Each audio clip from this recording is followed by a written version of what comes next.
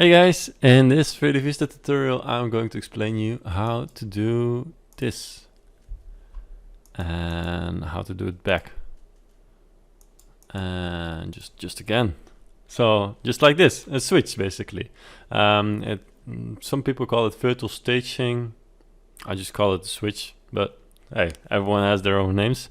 Basically it means that you take content from exactly the same position and you duplicate it into like 2 panoramas, or maybe 3 or 4 or 5. Could also happen.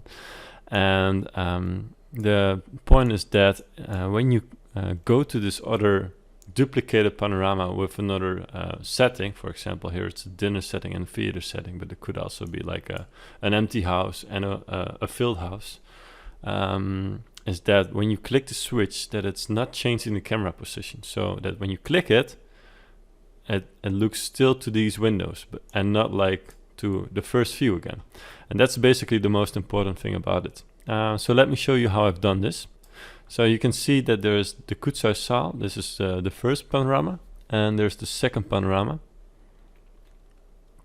And it doesn't matter the hotspots you're putting into it, but what does matter is how you trigger it. And as you were seeing, in the example you saw, like there was a switch. The switch is something I've built over here. So Zalen Kutshuis switch, so it's this one, and then there's switch 1, and I can show you this is like a button.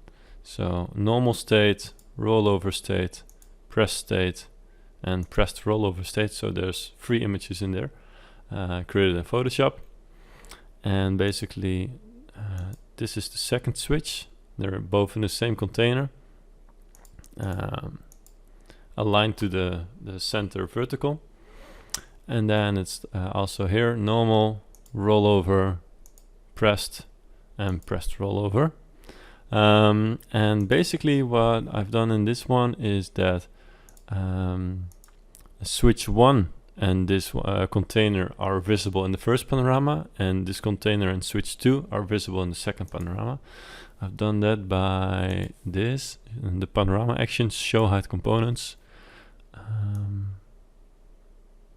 here you can see Zalen Kutshuis switching switch 1. So show when you enter the panorama, and hide when you're leaving the panorama, unless you're entering another panorama where it's also showing.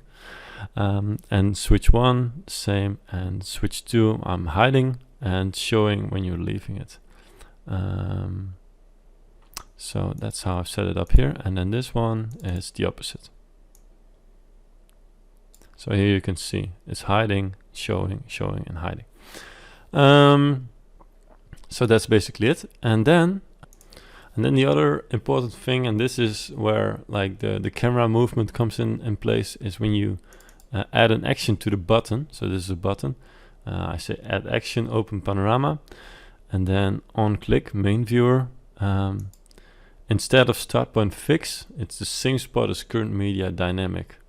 Because if I put it like this, it will show this area as the first thing. If I say custom fix, I can say okay, go to the left or go to the right, or a little bit, like that's going to be the first view. But I don't want that. I want to, like, where the camera is moving. So if the camera is moving to here, then it should also look there in the second panorama.